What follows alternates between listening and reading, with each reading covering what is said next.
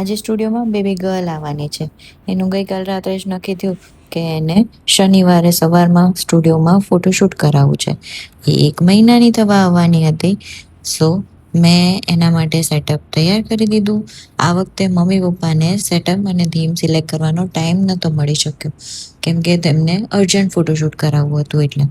તો મેં મારી રીતે બેબી ગર્લ હતી એટલે મેં પિંક પર્પલનું સેટઅપ બનાવ્યું હતું. પછી મેં થોડા ફ્લાવર્સ એડ કરી દીધા. એને આર્ચ બનાવવાની ટ્રાય કરી, રહી છે કે નહીં પહેલા જોયું 2-3 રીતે, પણ રહી ગયા તો સારી રીતે સેટઅપ બન્યું. પછી બીજી બાજુ બી મેં લગાવી દીધા ફ્લાવર્સ અને મારું આ સેટઅપ તૈયાર થઈ ગયું છે.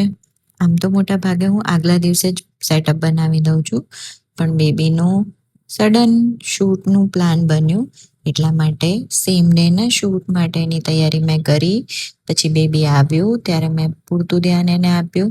પહેલા મેં બેઝ રેપ તરીકે પિંક કલરને ચૂઝ કર્યો હતો અને પછી એના મમ્મા પપ્પાએ રેપિંગ માટે બર્ગન્ડી કલર ચૂઝ કર્યો હતો. તો એ રેપ કરીને આ અમારું બેબી તૈયાર થઈ ગયું. બેબીને લઈ જાઉં છું હું સેટઅપ પાસે.